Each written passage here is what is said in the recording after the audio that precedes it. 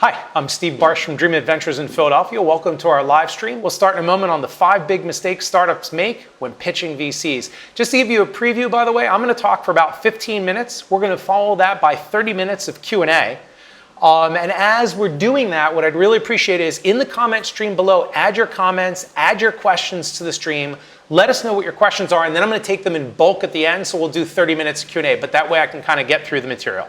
Okay, just a little bit of background because I think it's important, the frame of reference where we're coming from. So I'm part of Dreamit and Dreamit Ventures. So Dreamit is a venture fund and a growth program. So we invest in a lot of startups and we help them grow. We run 2 cycles of our growth program per year. And when we run those, there's 3 verticals that we focus on. Dreamit Health Tech, Dreamit Secure Tech, and Urban Tech. So digital health, cybersecurity, products and companies for the built environment, construction tech, real estate tech. So this is the 3 big verticals we operate in. We do intense coaching on the companies that go through our programs. About 40 companies per year go through. And they go through 2 big tent poles besides the coaching. We do customer sprints and investor sprints. And the investor sprints are what I want to focus on about this. So we have thousands of companies from around the world apply to get into Dreamit every year. So they're pitching us, and we see these same mistakes again and again. And then when we're getting our companies ready to go on the investor sprint, on an investor roadshow, we make sure they don't make these mistakes.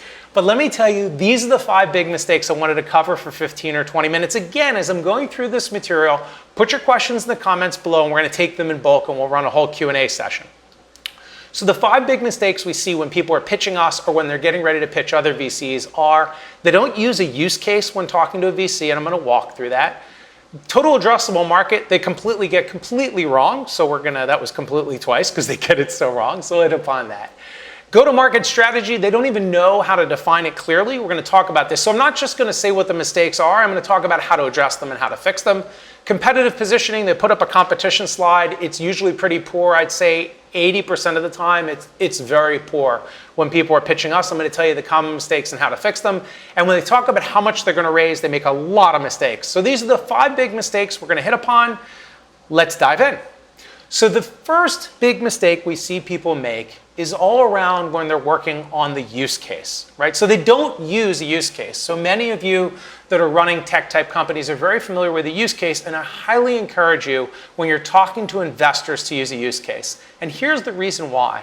I find that 80 to 90% of the time when you're talking to an investor, they're also not a customer. Right? So what that means is they don't really necessarily feel the customer pain. So if they can't connect to the customer, if they can't connect to the problem, you're not going to get the conviction of the investor that you're really working on something big and urgent. So if you use a use case, and we're going to talk about how, you can get that investor to connect and feel the customer pain point. So what you want to do is use a use case when pitching an investor quickly. You don't have a lot of time to do this, but to describe when and how you address an urgent pain point and for whom. Right? That whom is your target customer, the target user.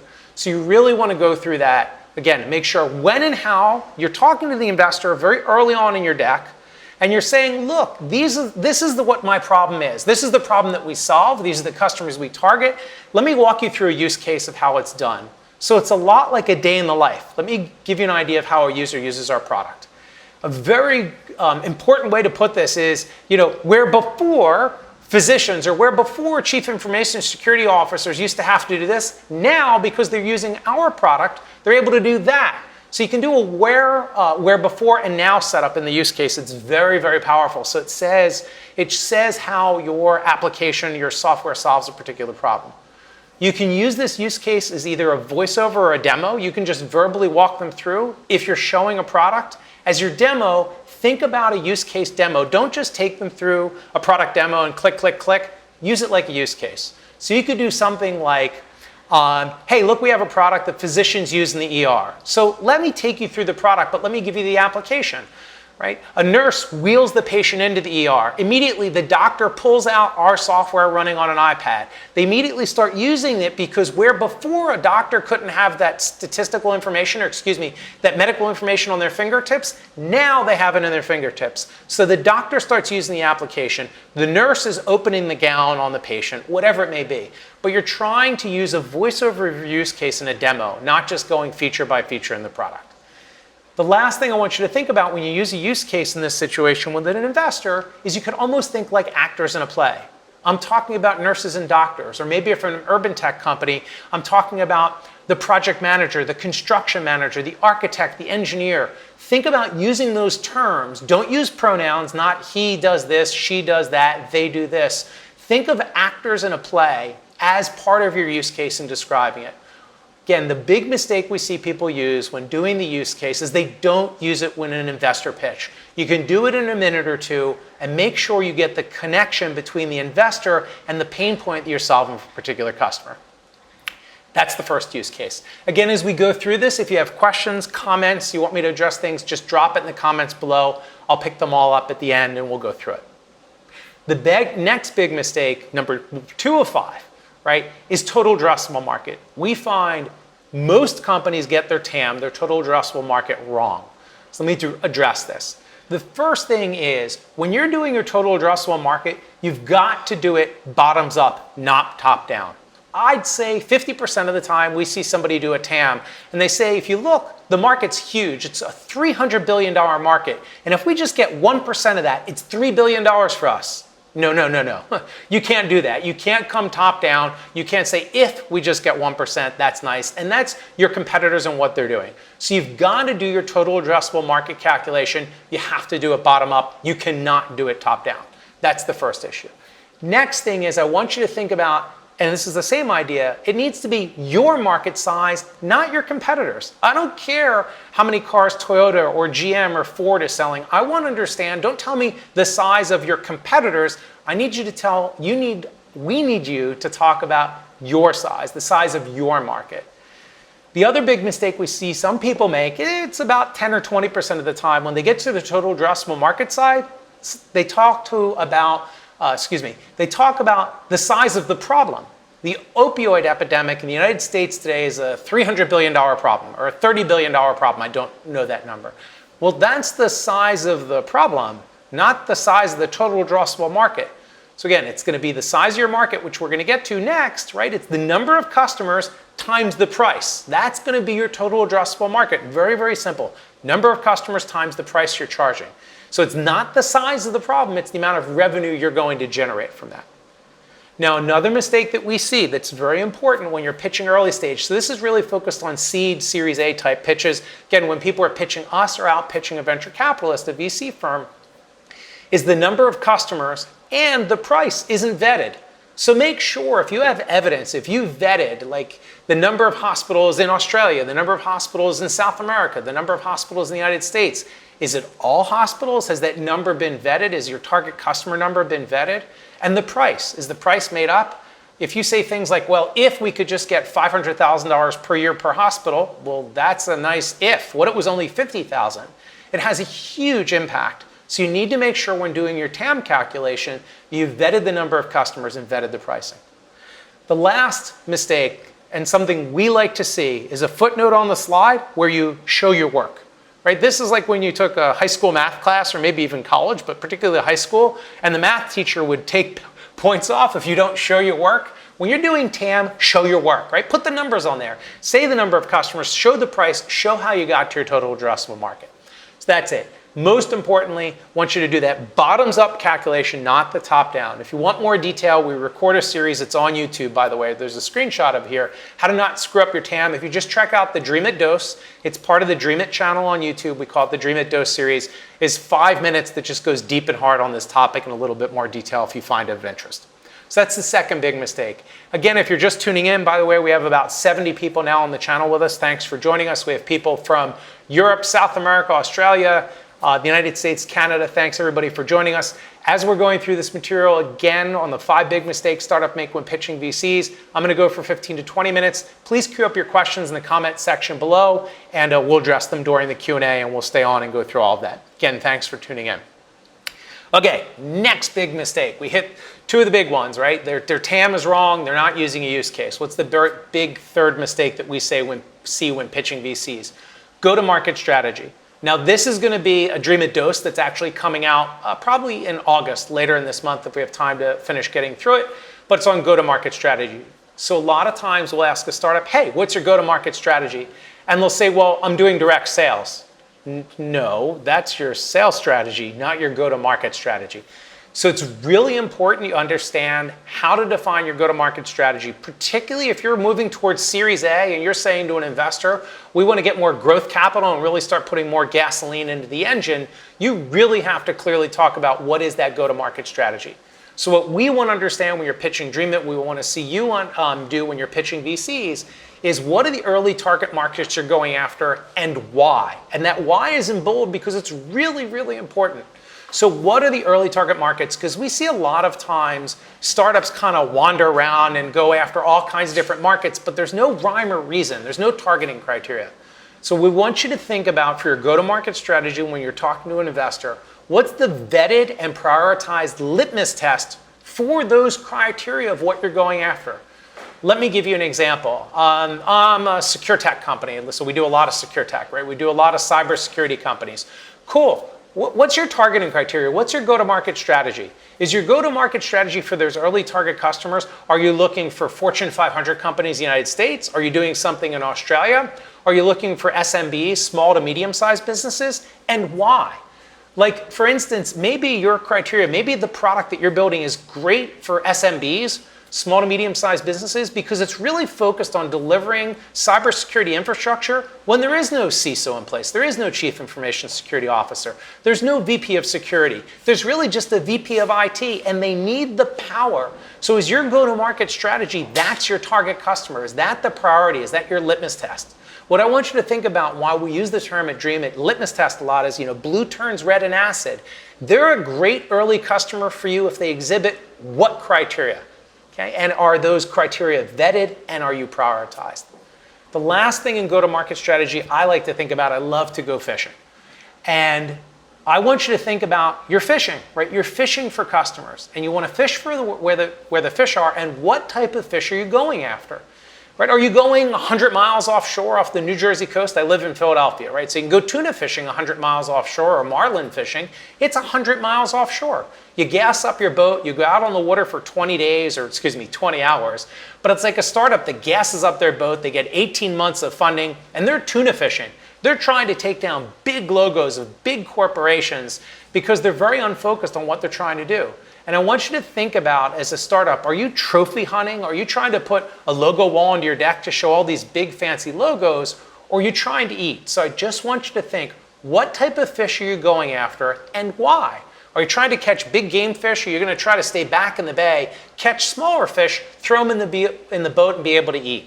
So that's going to be like, let's take a health tech example. Well, I could go big tuna fishing. I'm going after only big academic medical centers. They're really hard. It's a really prestigious logo. You might be facing a sales cycle that takes 18 to 24 months to close it, and you might run out of cash getting there. Or you're going to go more after community hospitals. That's a little bit more fishing in your backyard. They're easier to get in. They have the same pain point, and you can close more deals. Quick note, by the way, when you pitch a VC and you put your logo wall up and it's got all the logos of all these community hospitals, and you're in Silicon Valley and they say Oklahoma Regional Medical Center, this medical center in Iowa, I've never heard of any of them. Yeah, that's actually part of our strategy. We're not going after these big logos. We're not trying to put in an impressive logo wall. We're trying to have a shorter sales cycle and get our revenue up. It's kind of our secret sauce, is we're not doing what every startup does. We're going to fish where the fish are and where they're basically going to come in the boat a little easier.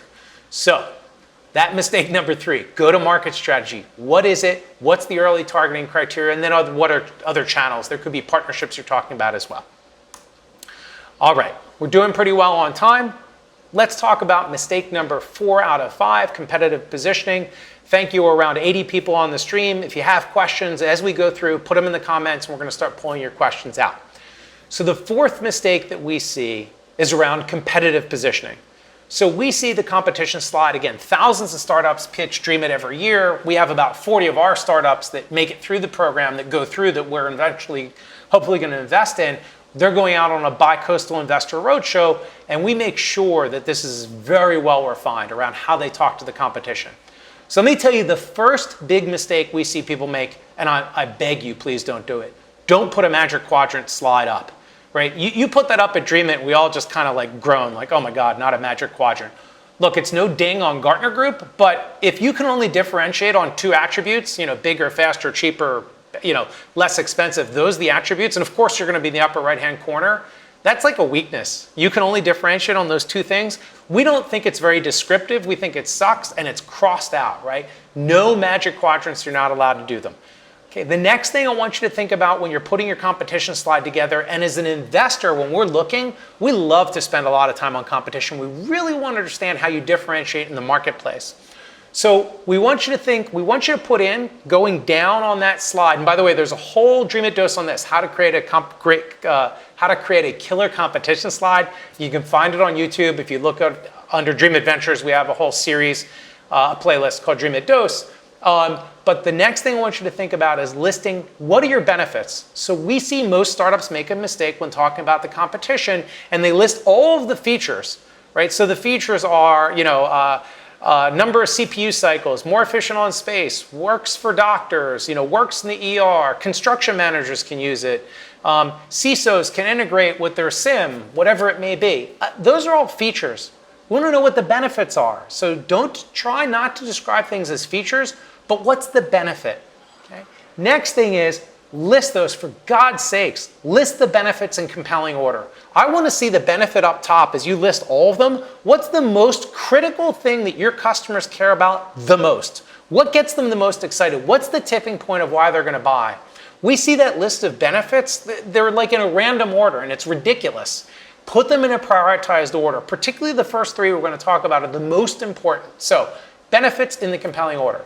Next, you're going to do the competition. You should go, our favorite thing, you should be in the first column, so the name of your company is first, and then from there, descending strength. Here's what's really easy. If you were pitching a VC, if you were pitching us, and you're a cybersecurity company, you know the three competitors we're going to ask you about every single time. How's this different than IronPort, or what Cisco is doing, or whatever, or McAfee, or whatever it may be.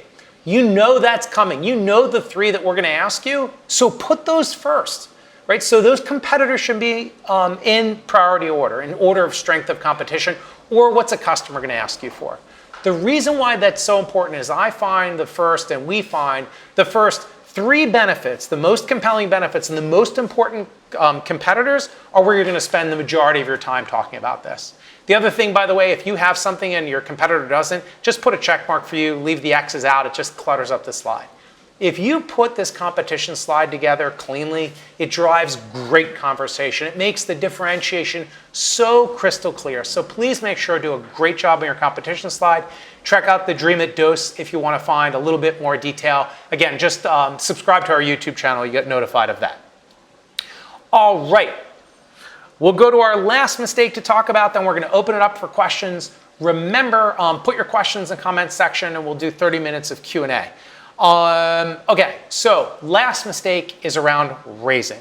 So let me talk to you about the big mistake we see on raising. So everybody, you should have an ask slide. You should have how much you're raising in your deck, whether you're meeting with us or meeting with VCs, and we are a VC at the end of the day. But a big mistake we see about raising. So first thing, how much you're raising. Yes, obviously it's really important, but we want you to think about, people ask us all the time, how much should I be raising? Well, the answer to us is, how much cash do you need to get to your next fundable milestone or cash flow break even if you're at that stage of your company, which would be terrific, but that's how much you should be raising. How much cash do you need to get to your next fundable milestone, and generally at about 3 to 6 months of cash, because everything takes longer than you expect, so give yourself some cushion. That's how much you should be raising. That's how you figure it out. Now we're going to get back to fundable milestones in a minute because it's really important. So in your use of funds, let me tell you a really important point. I learned this, the first time I heard this was one of the co-founders of Dreamit. David Bookspan is one of the co-founders.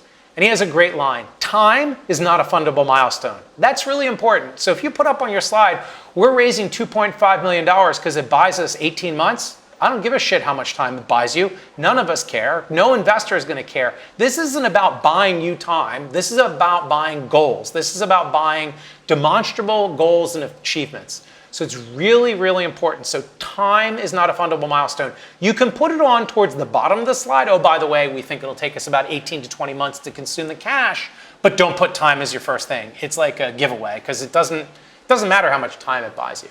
So what we want to see in other investors, and a mistake we see when people at the raising slide is, what are your goals? You're raising $2 million or $2.5 million or $4 million, whatever it may be, to hit what goals? Why are those goals? and then what are you going to do?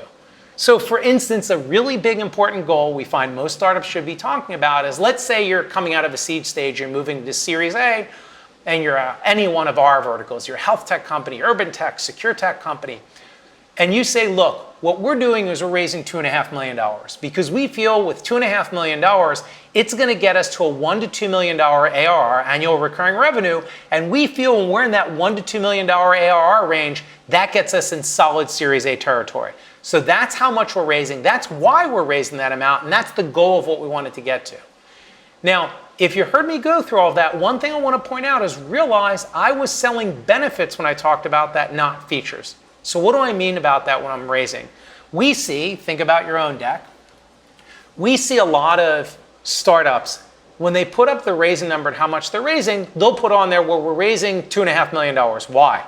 Because we're going to hire 3 account executives, a VP of sales, 4 people in customer service, and 5 crack software engineers. That's nice. Who cares? Those are features. Remember, when you're raising, you're selling, right? You're not selling your product anymore. Now you're selling equity in your company, and you've got to sell the benefits. Those are all features. And we'll say to an entrepreneur, great, you're raising so you can hire software engineers and account executives and customer service people. Why? Like for what? Well, to grow the company. Well, how much? Well, we think we're going to get 10 more customers. Well, what does that mean to you? What do you mean, what does that mean to us? At 10 customers, we'll be doing $1.5 million ARR 18 months from now. There it is. That's the benefit. That's what the investor wants to see.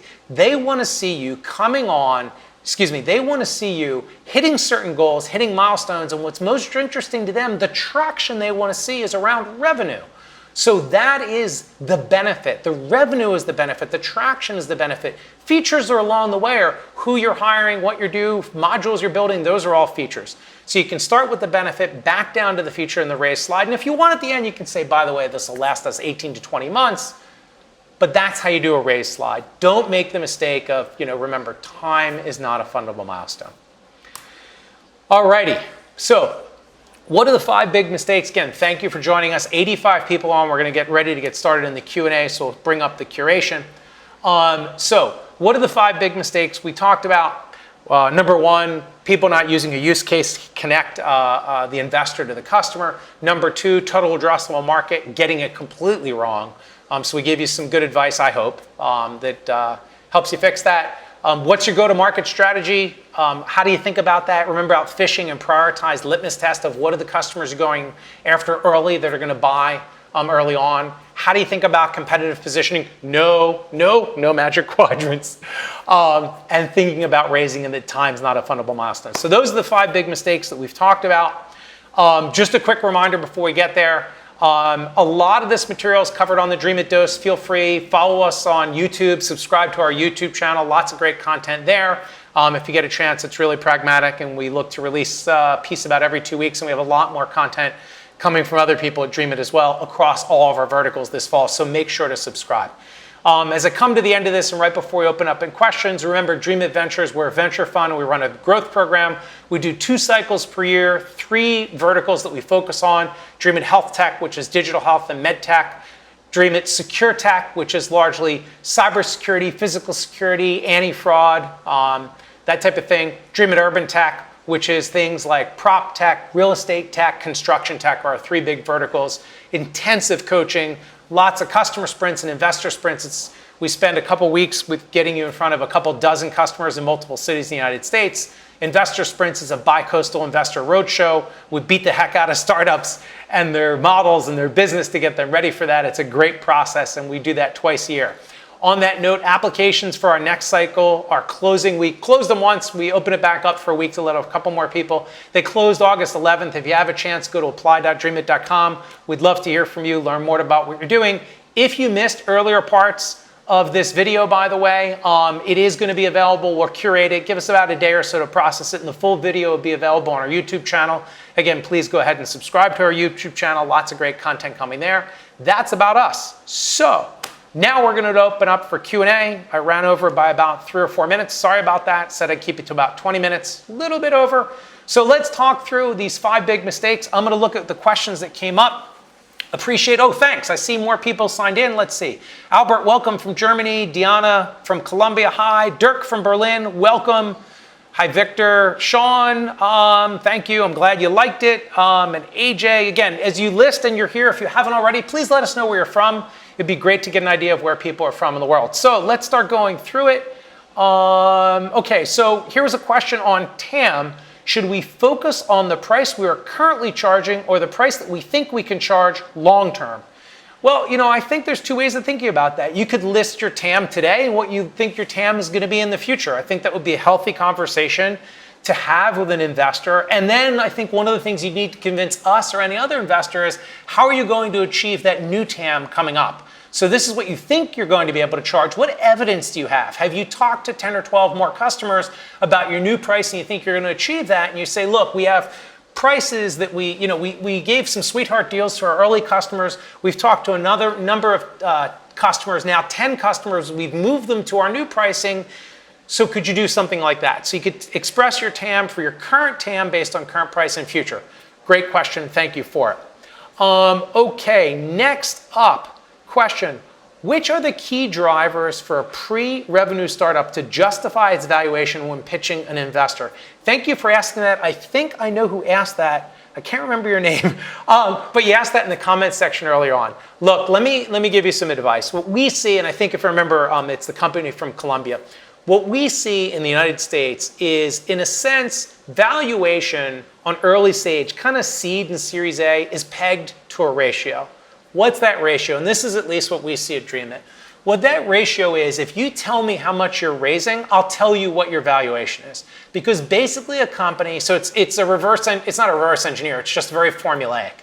So again, the question was, which are the key drivers for a pre-revenue startup to justify its valuation when pitching an investor? So if you told me you're raising $1 million, I'm going to say that your pre-money valuation, or maybe the cap on your note, is going to be around $5 million, because 20% of $5 million is $1 million, right? So it's usually about 20% of what you're selling. Tell me that you are raising $2 million, you think your pre-money valuation is about $10 million. So it's a 20% ratio. It's based on that. Now look, there can be outliers. We see that cybersecurity companies sometimes will be a little bit more expensive and the valuation's different, but when you're pre-revenue, there's so much risk involved, it's kind of formulaic. I don't know if that's the answer you wanted, but that's what we see.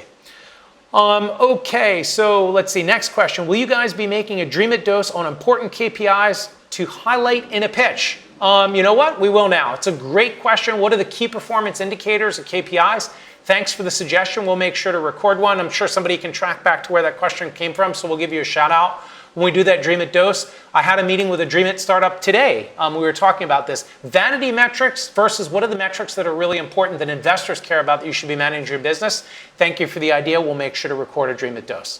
Next, Steve, what mistakes do you see medtech startups make? Or how would you speak about the FDA? Ooh, okay. So great question. So first of all, when we get super technical, I'm happy to give an answer. Please do me a favor, reach out to people like Adam Dakin, Adam and Ethan at Dreamit, run the Dreamit Health Tech program. They're wizards. They know so much. They're so experienced in helping build health tech companies. So reach out to Adam and Ethan, or shoot us a note on LinkedIn, like @Dreamit, and feel free to ask it again and tag Adam and Ethan in that. But let me just give you some of my thought. What mistakes do we see medtech startups make, or how would you speak about the FDA when pitching? So mistakes that we see is they don't have a clear regulatory path. That's a mistake. Mistake can be they just kind of are underfunded. They're just not raising enough capital to get through that regulatory hurdle. The other thing on the FDA, have you had a pre-FDA meeting? Are people in the company experienced with getting, for instance, a 510K product? If you're doing a medical device and you have a predicate, do they have experience in getting a 510K? If you don't, is there an outside consultant or an advisor that you can have come into the company that brings that expertise that's going to give the investor more confidence when you say, here's our regulatory path to get an FDA approval, and we have an advisor that's gotten 3 products to market that's guiding us, that's helped us on this, or maybe you've done a pre-meeting with the FDA to get their advice. And the last thing, I know there was somebody on from Oz, somebody from Australia. If you're a med tech company, and again, we have people in right now on the stream right now from Asia and Europe and Australia and South America and North America. Here's a hack that we learned at Dreamit. We have a couple Dreamit companies doing this that are med tech companies. Go to Australia. So our friends at MTP Connect, that's Medical Technology Products, Medical Technology and Pharmacy, I think is what it stands for, pharmaceutical, MTP Connect. If you're a med tech company, and Australia has a fast track path, and the Australian government will help you fund and also get you through their regulatory approval more quickly. So we've seen as a great hack, try to think about maybe not doing an FDA approach. You could do a CE mark in Europe. That window's kind of closing. It was a little less expensive and easier.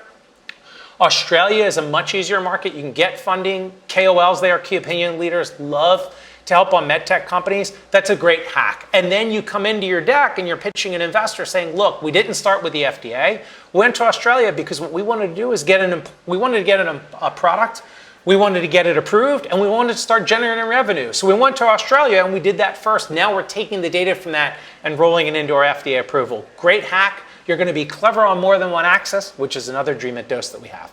All right, next question. Steve, what mistakes do you see? Okay, we already did that one. Next question. How much do you value a product market fit for a cyber tech startup for Series A when you don't have early customers? Well, if you don't have early customers, I think that's a little bit of a oxymoron. If you don't have early customers, do you really have product market fit? So how much do we value product market fit? It's important for us to see it because we want to see a company coming into Dreamit. It doesn't matter if you haven't raised before you come into Dreamit. That's fine. Most of the companies coming to Dreamit have raised probably around $500,000, but many come in bootstrapped as long as they're pre-Series A. But we want to help them drive into their Series A, maybe their seed round, but we focus really on Series A. So we want to see early revenue, maybe some great trials that have been run, more than one trial. So it's important. So if you don't have product market fit, it's going to be hard to raise a Series A. A quick note for you, a great friend of mine, Josh Koppelman, who's managing partner and founder of First Round Capital, a terrific venture capital firm, has a great line, right? Never burn a letter.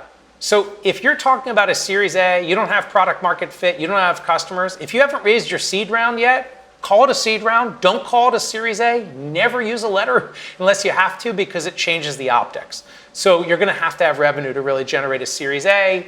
We find for the most part, 95% of the case. All right, next couple of questions. They're up. Next question we see, and again, by the way, a quick shout out. I want to thank Charles from Dreamit in New York City, Dustin, who's with me in Philly today. There's a whole team that's putting this together besides the entire Dreamit team. Thanks for everybody's help in putting this together. And thanks to the 90 odd people from around the world that have tuned in. We really appreciate you listening in and we hope we're adding value. So next question I see is, should I include the most popular competitive product even though it doesn't have any of the benefits we provide? Great question. Great question. Here's the answer. Absolutely. Here's what you should use as your litmus test if you should put it on your competition slide. Is a customer or is an investor going to ask you about it? So if I say to you, who are the top 3 customers? What are the top 3 products or companies people are going to ask you about every single time? If I put a blindfold on you, walked you into an investor meeting and said, you're going to talk about your product, tell me the 3 companies they're always going to ask you about. It's 1, 2, and 3, or 1, 2, and 3 products, or it's a customer meeting, they should absolutely be in those first 3. Even if they don't have it, because that gives you your ability, it gives you the chance to talk about that. But it's almost like the elephant in the room. You know that that's going over in the customer's mind, or the investor, they're thinking of it, so address it. Slay that baby right then and there. So absolutely put it in there. Okay, next question. When listing competitors, do you only list current existing products or other upcoming startups as well? Okay, look, so it's the unknown unknowns that won't kill you. If there's other startups that are emerging, if you were early on and starting to compete against Airbnb, I'm just trying to think of something in the vacation rental space, and there's all these startups emerging and they're starting to break through. If investors are going to ask about it, if there are emerging products or emerging startups, I'd put them on there. That's what I would do. Again, it's a really simple litmus test. This is what I've done as an entrepreneur. And by the way, almost everybody at Dreamit is a serial entrepreneur. It's what we've done as entrepreneurs. I'm going to put up, what are people going to ask me about? That's the first 3 or 4 that are going to go on my competition slide, my benefits, and I'm going to very clearly show how I'm differentiating. Great question. Thanks for it. Again, as you keep coming in, for those that are joining us, on the chat, on the LinkedIn Live. Thanks for coming. Please make sure to list what city you're from. Hello, Daniel from Virginia, AJ from New York, Sag, if I pronounced it correctly, from Dallas, Albert from Munich. Thanks for joining us. Okay, so when listing competitors, we did that one. Next question. How do you show focus, but also showcase the breadth of a product when you have a horizontal product. Our product is not specifically designed for vertical market, or excuse me, for a specific vertical. That's fine. I think what you really want to do in that case is you want to think about and concentrate on your go-to-market strategy. So if you have a horizontal product, that's great. A lot of the Dreamit secure tech companies, right? You're a cybersecurity company. You stop phishing scams. You're an anti-phishing technology, or you're some type of new firewall, or you prevent people from other type of hacking scams. You're horizontal, right? You're not a vertical, you're horizontal. But you're going to attack fintech first, or excuse me, financial services companies, or insurance companies, or large global Fortune 50 financial companies. Why? So now it's going to be a play of your go-to-market strategy, and that's your focus, right? What are you going to focus on? That, remember, if you were dialed in, we were talking about go-to-market strategy. What's your litmus test for the high priority markets you're going to go after first, and why? So prioritizing your go-to-market strategy, that shows the focus, and then you can grow out from there. And what you could say is, look, we want to go after, we know the pain point of Fortune 500 companies in the United States around any phishing scams is huge. It's a huge pain point. So the attributes, if the company is Fortune 500, has a CISO in place, that means they take security very, very seriously.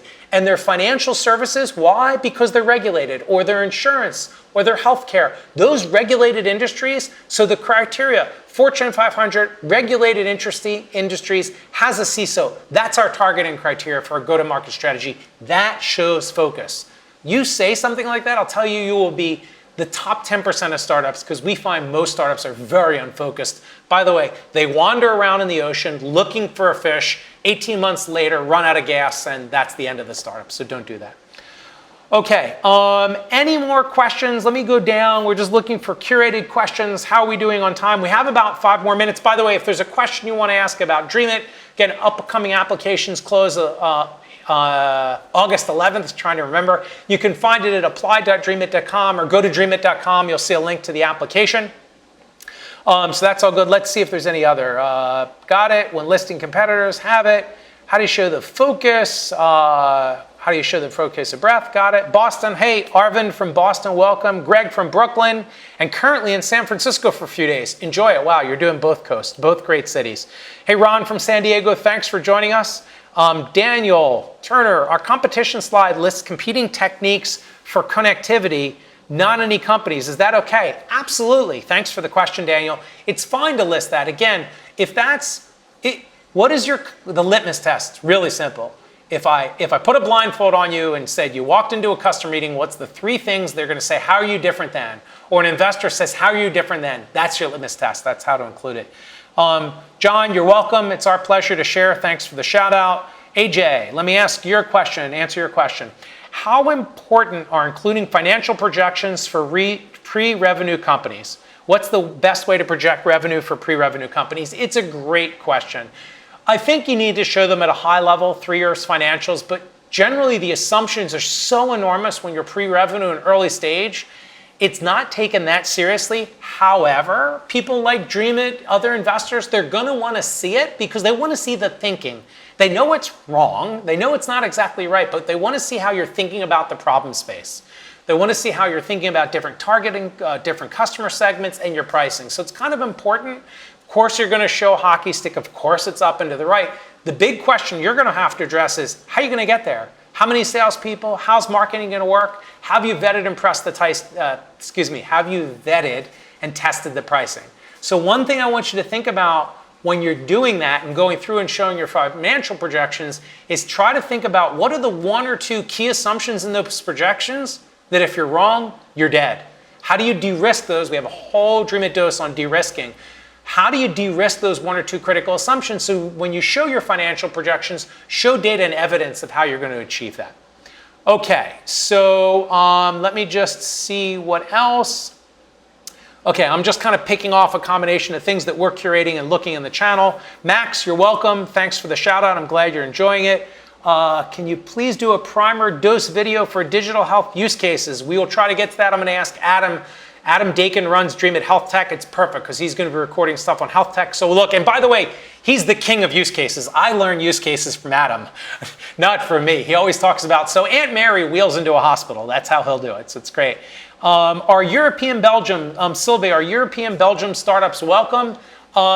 We'd love for you to come in. We just have a restriction. For Dreamit today, we need companies to come in that are US-based entities. So as long as you're a US-based entity as the parent, we can have you come in. Also, Israeli corporations can come in because we have a provision for Israeli companies, but our limited partner agreement is the venture fund. Right now, we can only invest in US companies and Israeli companies. So if you're just native EU, but you don't have a US corporation, we couldn't take you in today, but please follow us on Twitter and keep up to us because maybe that'll change over time. To apply, you can apply, but that's the answer. Let me see what else. Let me pick off some other questions. And again, appreciate huge support and help from Charles today at Dreamit, who's up in New York, Dustin, who's down in Philly. Dustin's doing live producing. Charles is curating and running all of this. It is a very much team effort to pull this off, so thanks for everybody's help. Can you please do, yep, we got that. We're having, let me pick up the next question. We're still having trouble building a bottom-up market size. We've sold 7 pilot customers. That's awesome. Can we somehow extrapolate those across the bar for last mile connectivity? You can, look, for doing a bottoms up, sometimes it's really hard. Show your work, figure out what your target customer segment is, try to figure out a proxy, how many customers are there, figure out pricing, and you do the best you can. Most of the time, we figure you can do a TAM. You can do that total addressable market and do it bottoms up. Next question, how important are financials? We did that one. Sorry, I'm doing a little bit out of order. I'm looking at the real-time stream and looking at some curation. Again, thanks to the 90 people from around the world that are joining us. Again, if you're just joining or haven't put out, please let us know where you're from so we can thank you. And it's interesting to see where everybody is from around the world. Okay, let me look at some other questions I'm going to pull off of this. Can you do a primer for cybersecurity use case if possible? So that's going to be Bob and Cameron, who runs cybersecurity. I will ask Bob Stasio. We'll ask him to do a primer use case on how do you do a use case around cybersecurity. It's not a problem. Thanks for the question.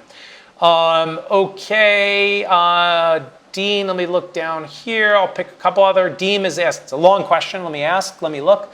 And by the way, if you're still asking questions, we'll go for a couple more minutes. You can always put your city back in. That way we know where you're from in case it scrolled past. Dean asks, how is building an MVP for software different than building an MVP for hardware? And what key markets do investors look for if you're pre-revenue? Because it's capital intensive, for examples, to build complex hardware. It is. We do a couple hardware startups at Dreamit. Hardware startups are hard. They are more capital intensive. Look, we see companies all the time. They take a Raspberry Pi and that's what they're going to use. They cobble things together much more to get that MVP. And look, it's how we see startups in all of our verticals competing against big incumbents because they take off-the-shelf hardware and prove out the base functionality, prove out the customer need. And that's the most important thing. Even before you have the hardware, before you make that investment, are going out and talking to customers, running the idea, making sure it's a really big pain point. We have a great Dreamit Dose video on this. Again, subscribe to our YouTube channel.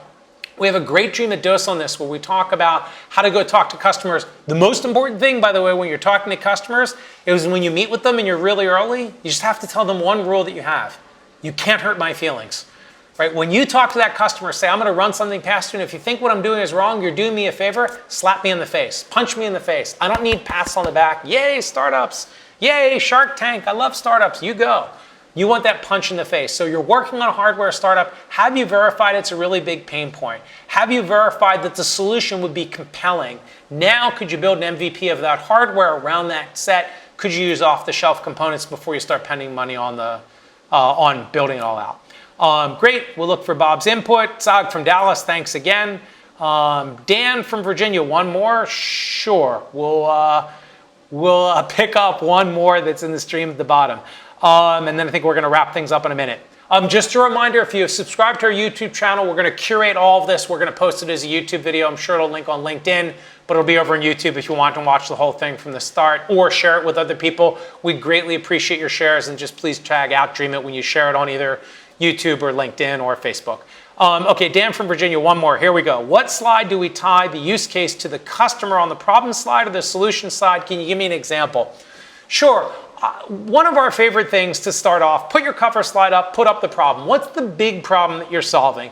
what's the solution to the problem, and then immediately I'd go into a use case. So that let's see, 1, 2, 3, the uppercut is going to be the use case. So I'd go cover slide, solution slide, and then use case would be the order. So it ties it all together in the investor's mind. All right, really appreciate everybody coming in. About 90 people, I think we peaked out. We appreciate it. If you have questions, please let us know. Just a reminder, applications are open for Dreamit if you're interested. They're open until August 11th. You can go to apply.dreamit.com. Check us out on YouTube. We're going to be doing this again. We appreciate everybody's time today. Thanks from around the world. Again, thanks to Dustin, Charles, and the rest of the Dreamit team. Steve Barsh from Dreamit in Philadelphia. Thanks for tuning in.